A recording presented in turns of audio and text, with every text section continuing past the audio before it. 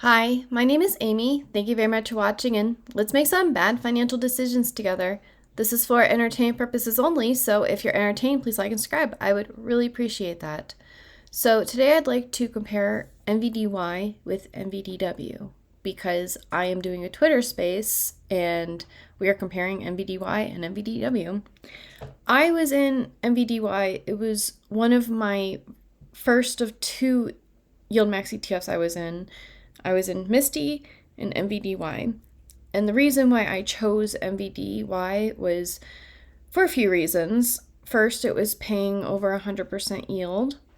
Second, I was looking at the market share that Nvidia has and like the portion of it in the S&P 500, and at the time it was responsible for like half of the gains of the market at that time.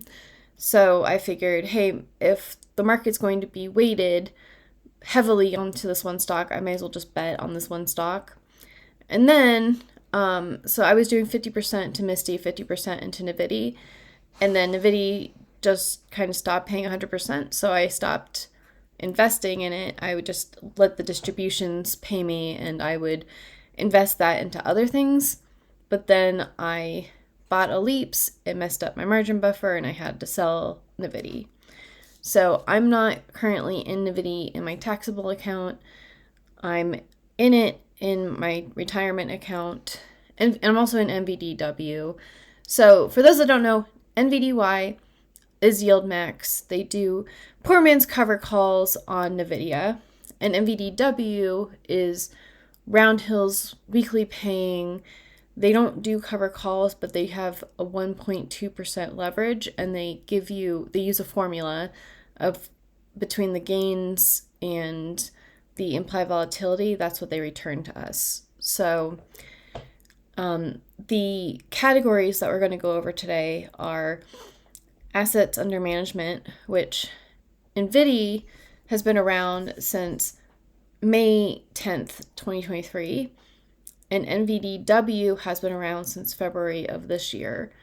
So it's not surprising to me that Nvidia has 1.5 billion while NVDW only has 43 million.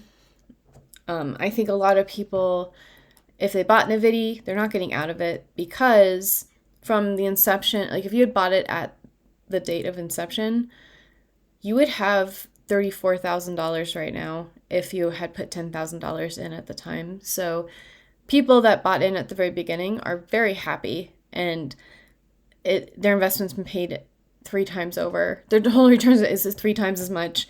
So I think people that have been in Nvidia are very happy. And I just think that it'll be interesting as NVDW has more time and we have more historical data to compare these two things. Because from the inception date of NVDW, in every instance so far, NVDW has beat NVDY in total return. So from February of this year, you would have 11,900 if you had invested in Nvidia, but you would have 12,900 if you had invested in NVDW. But from just the time period of April, you would have $9,852 in Nvidia, but $10,019 in NVDW. And then if we just gone from May of this year, when we were on this big bull run right now, you would have $14,725 in Nvidia and $17,381 in NVDW. So far in this kind of a market, NVDW is definitely winning. My retirement account, I have NV2, I have NVDW, and I think there's another one. NVYY, the Granite shares one. So I'm simulating a dividend wheel with NVDW and NVDII and NVYY, and I'm paying that back into NVDA and NVDY. So altogether, all of these funds to me represent my Nvidia holding in my retirement account. So I don't think, like, I'll continue to invest in both of these, but it is curious to me that NVDW has a better total return, because it's been my impression that the weeklies, they don't pay as much in distributions because they have to hold more back so that they can smooth out the payouts that they give us. So maybe that is contributing to it. But right now,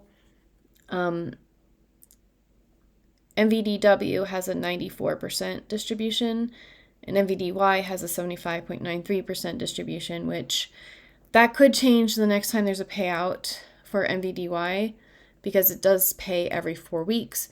NVDW pays every week, so it gets updated more often what the distribution yield is. And so they both have the same expense ratio.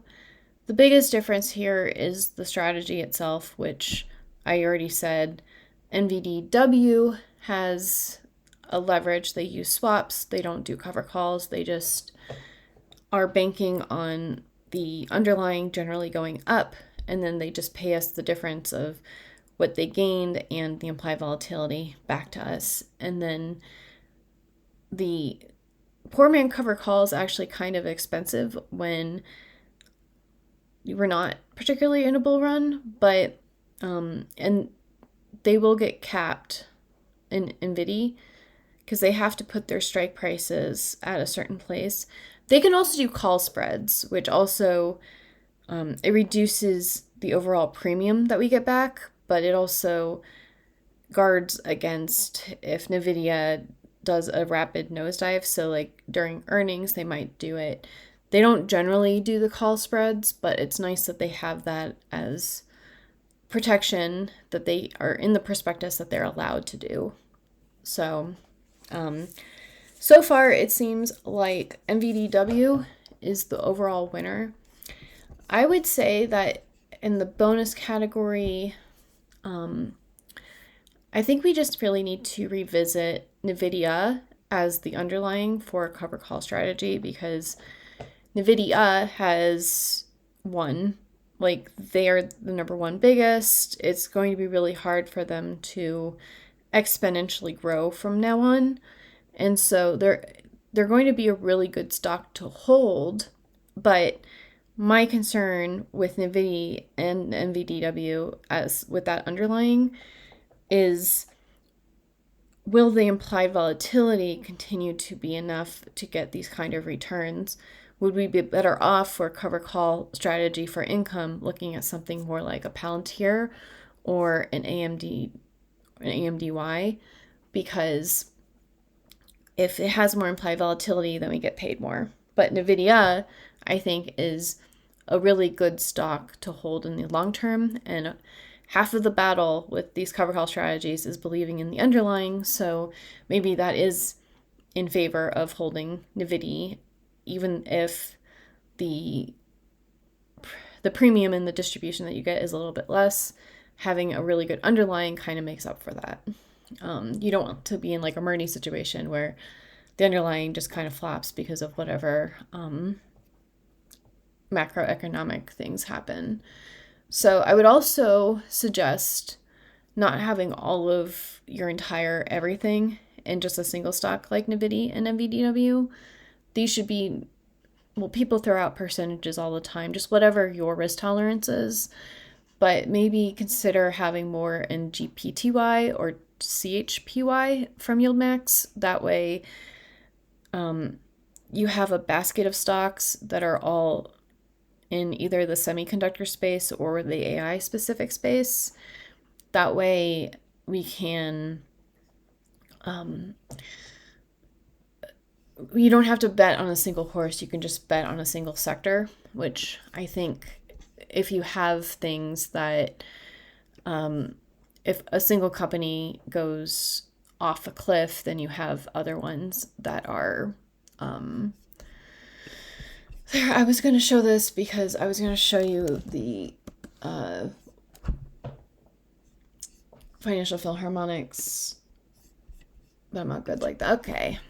So today's Financial Philharmonics is Most Traders, and this is a hip hop song about most traders lose money because they trade too much. And this is kind of a jab at day traders and those commercials that you see all the time. They're like, oh, most people lose at day trading because of XYZ. You need to buy my course and you'll be able to do ABC. And it's like, well, no, the reason why you're losing money is because you're a day trader. It might feel good in the short term. You might get your dopamine hit, but eventually you're going to lose a lot of money. Not hopefully, but like hopefully, at least for me, these high income ETFs really stop me from going down that route too much with leverage funds.